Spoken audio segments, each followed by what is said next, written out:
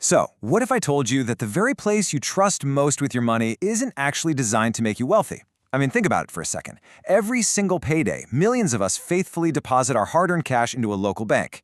We do this because we believe it's absolutely the safest, smartest financial decision we can make for our future, right? But while your savings just sit there earning a tiny, tiny amount of interest, banks are actively using that exact same money to generate literal billions of dollars in profits for themselves. Now, does that mean the banks are out to get you? No, not at all. It simply means their business model is entirely different from what most people assume. Welcome to today's Explainer. Our absolute goal today is to fundamentally shift how you think about your money. We're going to unpack exactly how banks operate, why relying solely on a savings account might actually be holding you back from financial freedom, and most importantly, what financially successful people do completely differently. We're going to transition your mindset from simply saving to actively building wealth. Okay, let's dive into our roadmap for today. First, we'll look at the savings account trap. Second, how banks actually make money.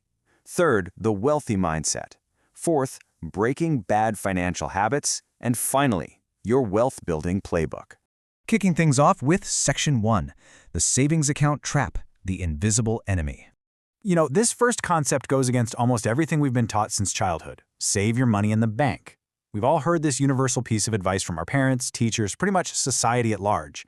And I want to be perfectly clear right out of the gate. Saving your money is important. It's a foundational step, for sure. But here is the major problem that always seems to get left out of the conversation. Saving alone rarely creates true wealth. If saving is the literal only tool in your financial toolbox, you are likely falling into a trap.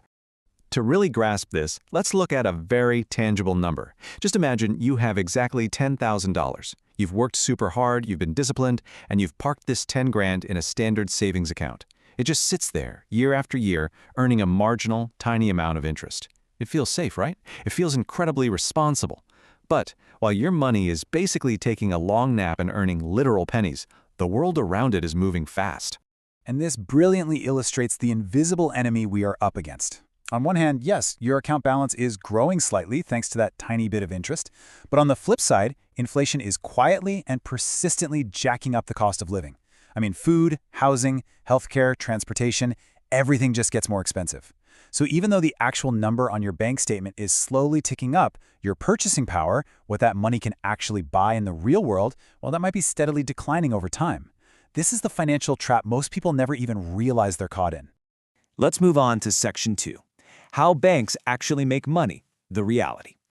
To escape this savings trap, we really need to lift the curtain and look objectively at the mechanics of the banking system. We have to demystify this common childhood myth. Look, when you deposit your money, the bank doesn't just take your cash, slap your name on it, and lock it away inside some giant, secure vault like in the movies until you ask for it back. That is not their business model. Instead, banks take the deposits from you and millions of other people, and they use that capital to fund loans. Your money is out in the world right now, funding mortgages, small businesses, auto loans, and credit cards. Let's move to and see how this builds step by step because it's a fascinating flow of capital. Step 1, you deposit your money into your account. Step 2, the bank takes your money and funds a loan for someone else. Step 3, the person who borrowed the money pays the bank a much higher interest rate. And Step 4, the bank pays you, the depositor, a very low interest rate. The difference between the high interest the borrower pays and the low interest the bank pays you, that's called the spread, and that is one of the primary ways banks earn their massive profits. Now, it is incredibly important to note here that this business model has existed for decades. It's completely legal, and frankly, it is absolutely essential to the functioning of our modern economy. I mean, without this system, people couldn't buy homes or start businesses. The banks are not villains here. They are simply businesses operating a highly effective model. But understanding how they operate completely changes how you should think about your own capital.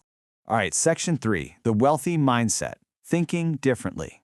This is exactly where we pivot, from being passive savers to becoming active owners of our financial destiny. Financially successful people operate under a completely different core philosophy. As this quote captures perfectly, money should work for you, not just sit in an account. Wealthy individuals rarely let large amounts of cash sit idle for years. They view money not as a static resource to be hoarded away, but as an active tool. It's almost like they treat their money as an employee whose sole job is to go out and earn more money. Now, what's really interesting about this is exactly where that active money goes. Wealthy people utilize long-term investment vehicles, and they diversify. We're talking across different areas like businesses, the stock market, real estate, and tax-advantaged retirement accounts. They do this to match their specific financial goals and to manage their risk tolerance. Because remember, investing is definitely not risk-free. Every investment carries risk, which is exactly why financial education and this kind of diversification are absolutely critical. That brings us to Section 4, Breaking Bad Financial Habits, the roadblocks. Of course, building wealth isn't just about what you do, it's heavily about what you stop doing. Many people unknowingly sabotage their own financial freedom by repeating the exact same mistakes over and over again. These are the habits keeping people poor. Living paycheck to paycheck without tracking expenses, using high-interest credit cards irresponsibly, altogether avoiding financial education, and, like we've been talking about, keeping all of their long-term savings in low-interest accounts for decades. Small, poor habits repeated over 20 or 30 years make an enormous negative difference. Financial freedom isn't about making $1 million overnight. It is simply about making smarter decisions consistently over time. And finally, Section 5, your wealth-building playbook, a smarter approach. All right, it is time to put everything we've learned into concrete action. Here are the exact steps you need to take to adopt a smarter approach. First, you still need the bank to build an emergency fund. Having a safety net of accessible cash is absolutely crucial.